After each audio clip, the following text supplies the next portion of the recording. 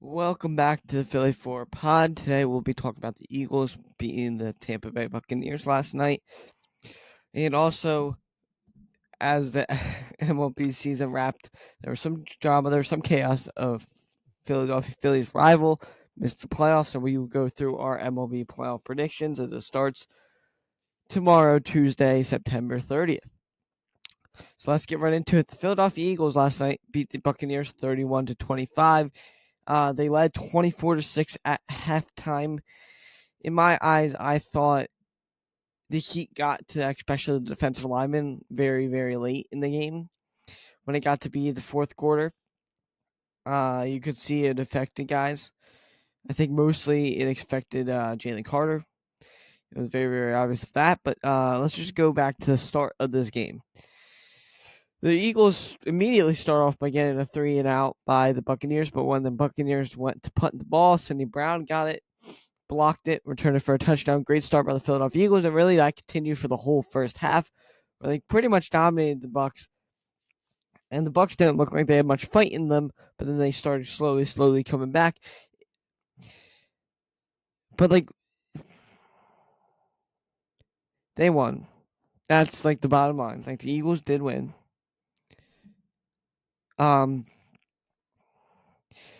But they got to figure out something with this offense because something's not right, especially with Saquon Barkley and AJ Brown.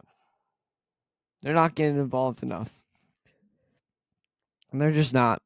I mean, Jalen Hurts only had 130 passing yards. And if you go look at the box score, like Saquon Barkley only had 43 rushing yards on a 2.3 average, with at least he had a tutty, but his longest run was a 10-yard run. That's not good enough. Because especially with how good he was last year, I think we're all waiting for that that last year Saquon Barkley to kind of show up, and it has not showed up so far. And then the other big problem is AJ Brown through a few weeks really hasn't been AJ Brown. Now you know that AJ Brown will show up. You saw it against the Rams, but he didn't see it last night or yesterday. He had 2 receptions on 9 targets for 7 yards.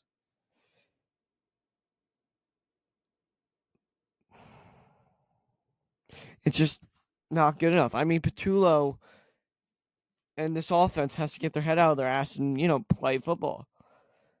Because they're not. I mean, they're not running the ball. If you looked at this game just from the box score, the stats of the players, you would not know how they won this game.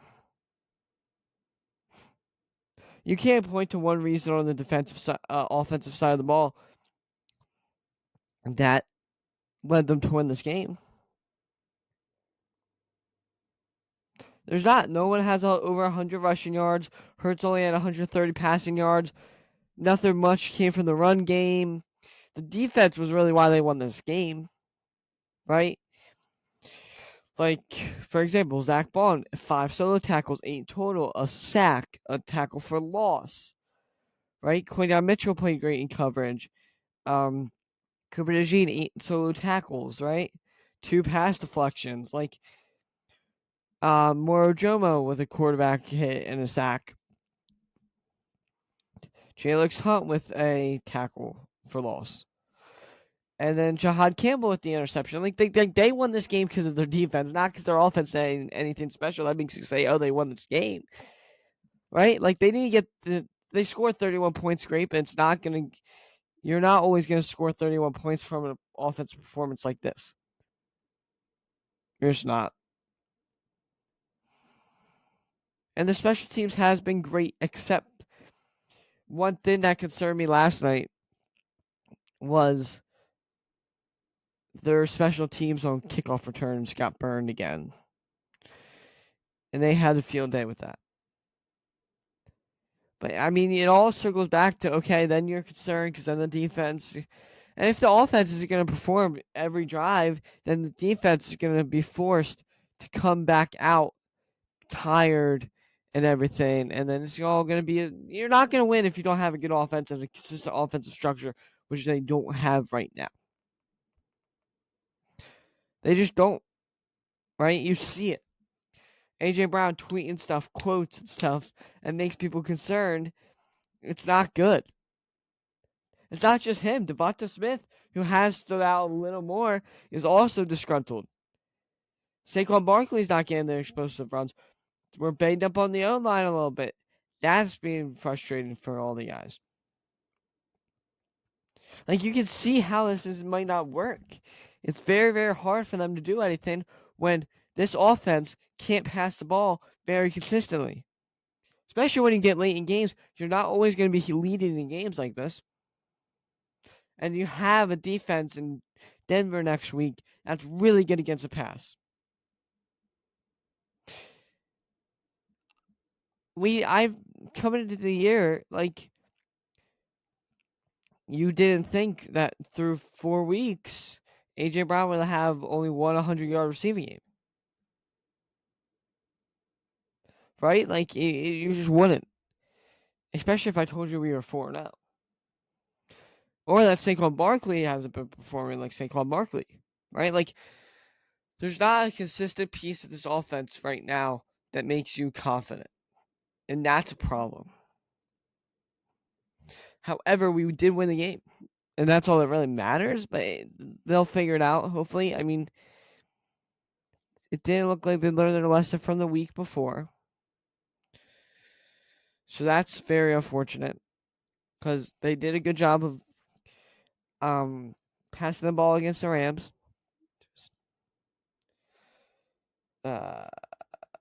It's just they don't show you consistently that they can get the ball out. Like, Jalen Hurts is a great passer. Like, legitimately great passer. Great quarterback. He just hasn't shown it because no one's open. It's a problem, and I do think they're going to fix it. It just better be soon. Just better be soon, because soon you're going to start playing teams that are really, really good, and you're not going to be able to squeak by with a win after your star receiver has less than 100 passing receiving yards. Right? This is a Super Bowl caliber team, and we all know it. They just have to be more consistent and show you more in a small sample size, which they have not done yet.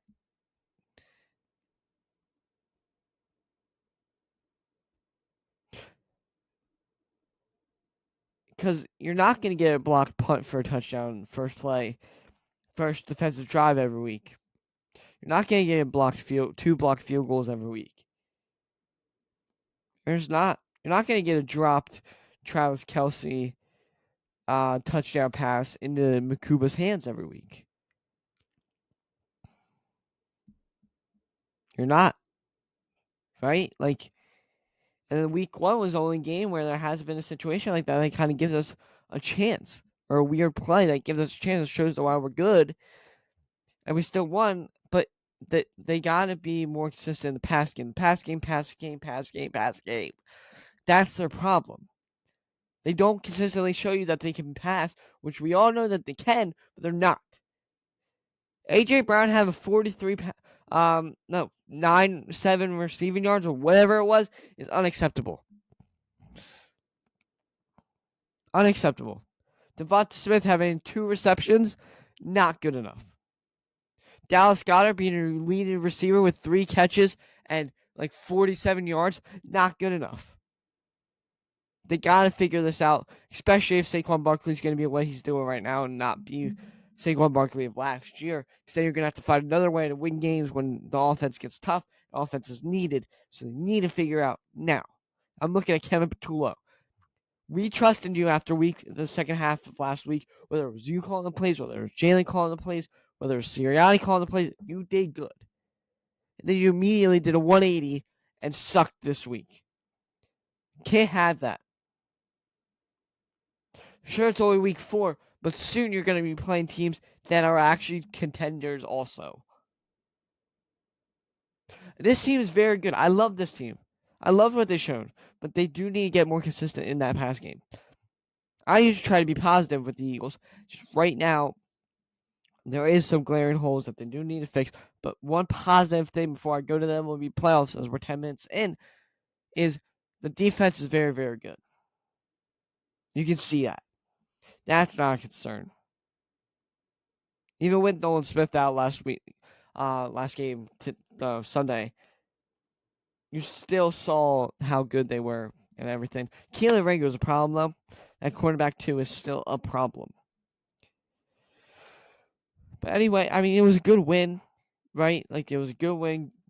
A lot of Eagles fans were in Tampa. My parents were there. It was great for them, and it was a great win. They're a great team. We're undefeated. Nothing to be mad about necessarily. It's just they gotta be more consistent in the pass game. Have to be.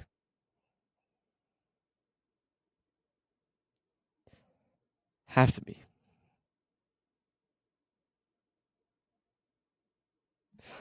Now moving on. um, the MLB playoffs start tomorrow, Tuesday, September 30th, and this is gonna be a little bit of a shorter episode. Um, there are 2 wild card games series per league, NL and AL.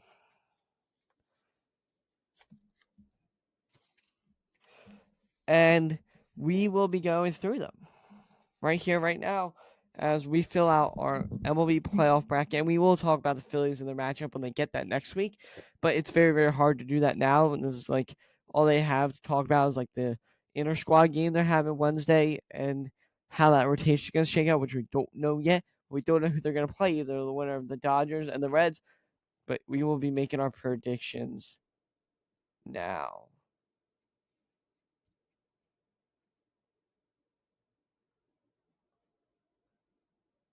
So here it is, the MLB playoff bracket. Um, so we'll start on the AL, I guess, because that's where it's starting us. So the Toronto Blue Jays are the 1 seed. They have a bye. They play the winner of the Blood Series in the New York Yankees and the Boston Red Sox. Here's some keys, right? Besides Garrett Crochet, there's not a lot of notable pitchers on the Red Sox, at least off the top of my head. But the thing about the Red Sox is the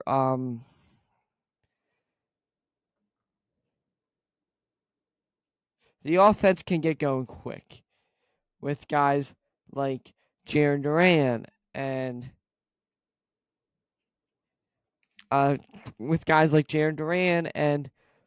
Rafaela and all these guys that can get their bats going very quickly will be key for the Boston Red Sox. Another key for the Boston Red Sox is this year in the regular season when playing in Yankee Stadium, they have played really well and they won the series. Then they won, I think it was like 4 out of 7 in Yankee Stadium, which is where this wild card series 3-game set will be played. Some keys for the New York Yankees, who are at home, do have the better record, know the Red Sox really well. Obviously, both teams know each other really well due to the division. Their defense is really all you need to talk about with the Yankees. They're a very good offense. They're probably one of the best, if not the best, offensives in the MLB. But will their defense come back to haunt them? Will their defense come back to screw them over? That's the key. That's all. They can't outrun that narrative of, oh, their defense is a question. And also, will Aaron Judge be at his best during the playoffs, which has been a question throughout his 10 years in New York Yankee. Last year, he wasn't good in the playoffs necessarily, especially in the World Series. Stan always is going to perform, but what about Aaron Judge and that defense? Will that come through? I don't think so. Me personally, I'm going to the Boston Red Sox to advance and go face the Toronto Blue Jays. The only reason I think the Red Sox win is I think that offense will get going. I think Duran and them will attack that bullpen of the Yankees, which has struggled with guys like Devin Williams and David Bednar and all these guys who have kind of struggled as of recently and, don't need to be put in high leverage. And when you're put in high leverage, they kind of crumble.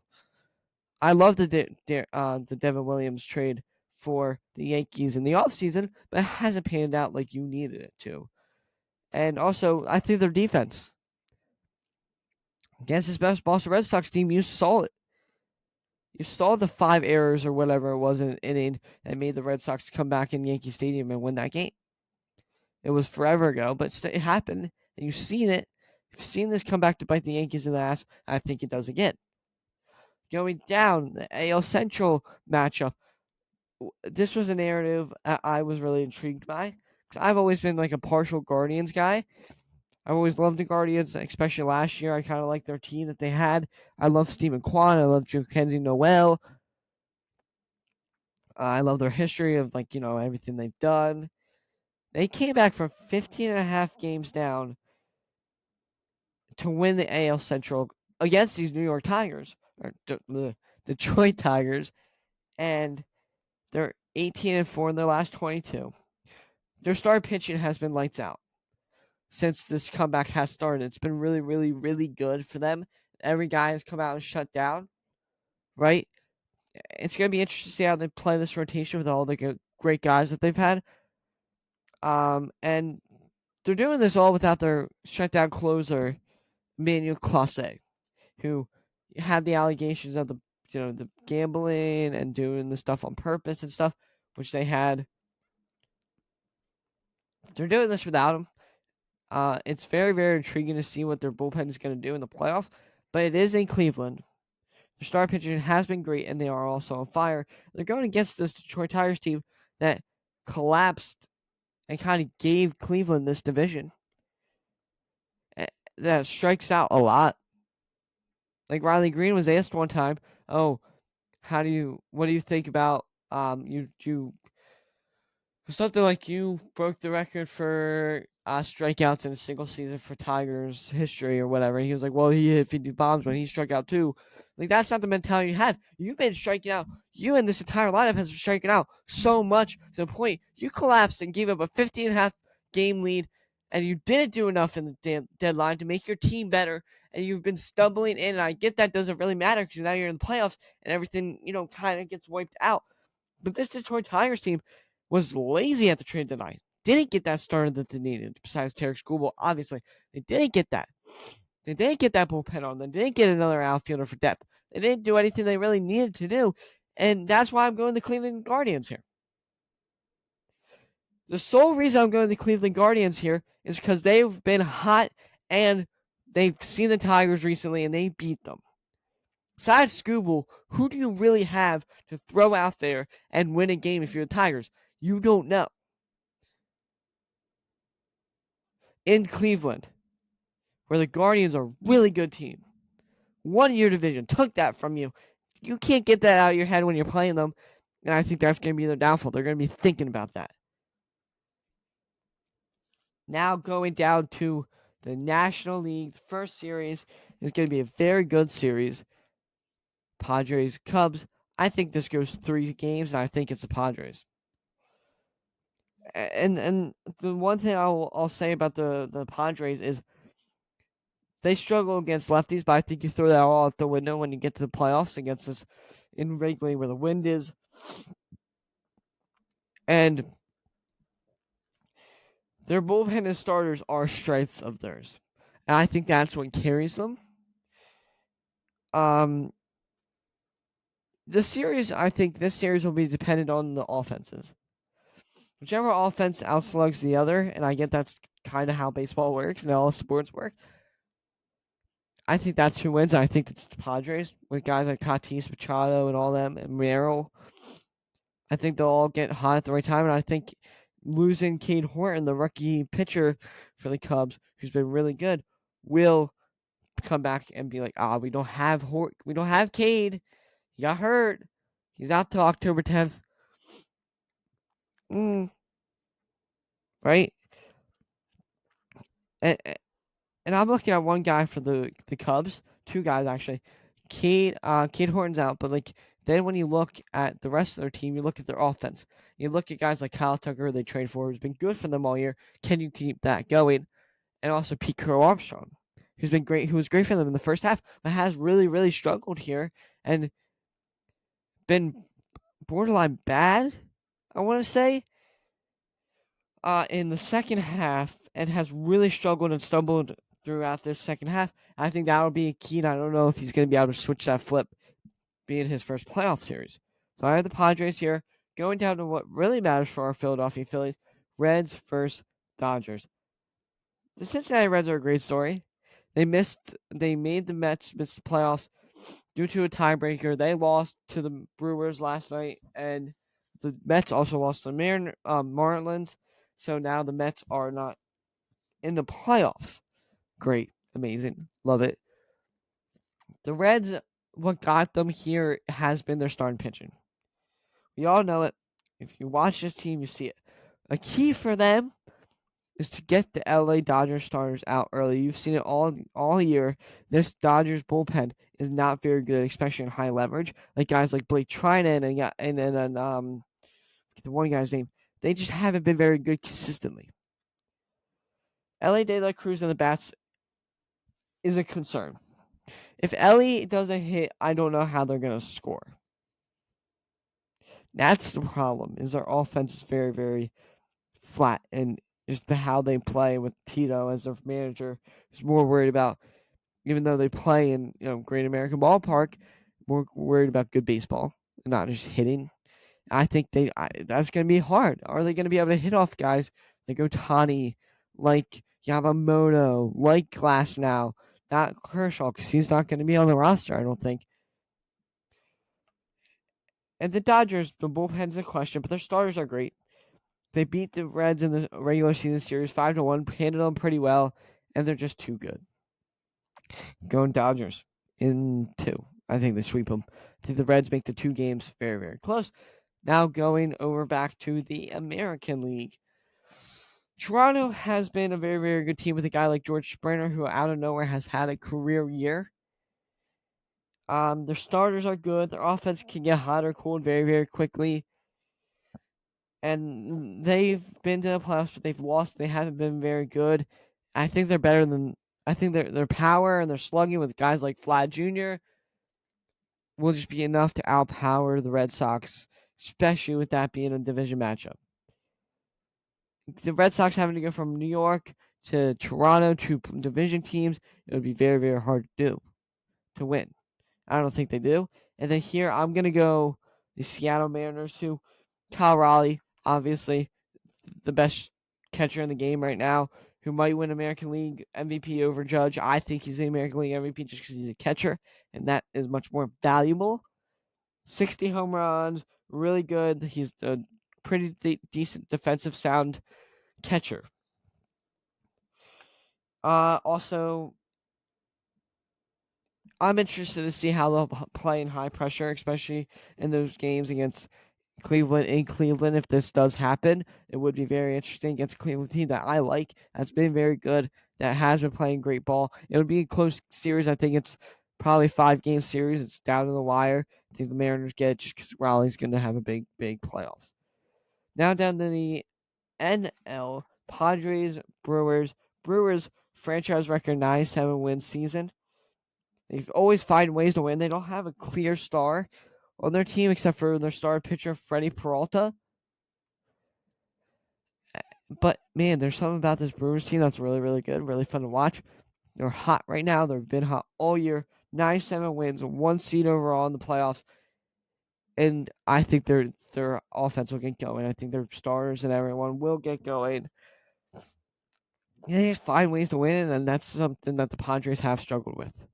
So I think Brewers at 4, but it's a contested 4-game set in the DS. Phillies, Dodgers. This is going 5 games, I think, but I think the Philadelphia Phillies jump on the Dodgers, and I think they win.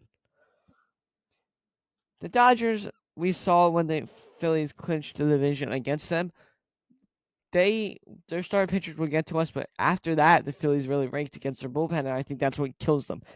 I think what kills the Dodgers in this playoff run is how good the Phillies are, how magical this team actually is. Guys like Schwarber, Harper, Turner, Stott if he performs, Bader, Duran.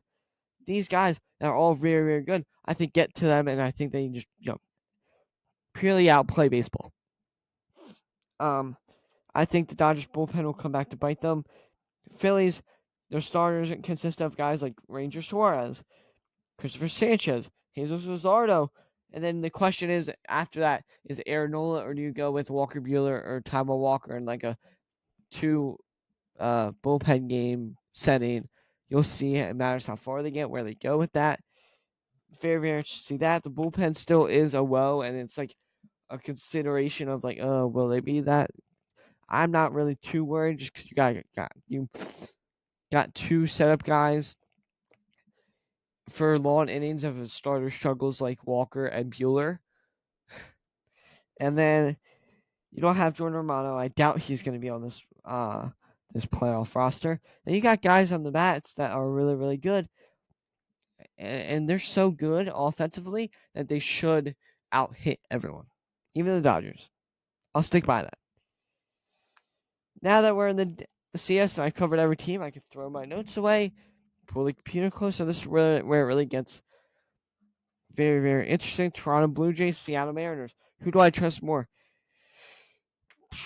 Both teams have been in the playoffs recently and both have disappointed. This is a season at this point for both teams that is really, really promising.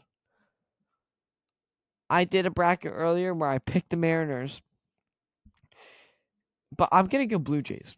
And for the single reason of Vlad Jr., I really like. And I think that they find ways to win more than anyone else with their comeback wins, their stats that prove that back that up. They have like the most comeback wins after being down like 3 runs. They're a team that doesn't quit either. And now you're in the NLCS where the Philadelphia Phillies take on the Milwaukee Brewers. I have Phillies in 6 here. I think the Phillies offense is going to get going this playoffs. I think it's their time, man. You watch this team play, you feel it, man. You feel it. Feel the stars being great. You feel the bullpen coming into shape. You feel the bats getting heated up. You feel Bryce Harper getting ready and getting fueled up. You feel Harrison Bader when he walks up. Oh yeah, he's gonna do something. Trey Turner won the National League batting title. It's their year. They're a very good team, and I'm very confident in the Phillies to go to the World Series. Now, one thing I'll say about this playoff bracket right now is there's no real huge upsets going past the division series like there usually is per year. But I don't think there's a team right now that I see really doing that. As we go to our World Series 2025, the Phillies in this scenario would have home advantage. I think that's what pushes them over the top and wins them a World Series in this era of baseball. I think it's their time. The offense is going to get hot. They're going to outslug everybody. And they know what to do now. They lost when they had to buy last year. They know what to do. They know what to not to do. They know how to play baseball. They know how to win. They're going to get it done. And this will be the year we celebrate on Broad Street. Book it.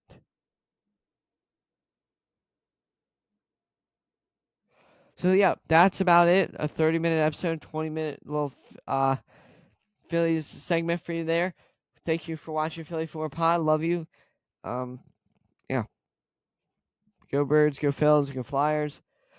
Love y'all. See you later.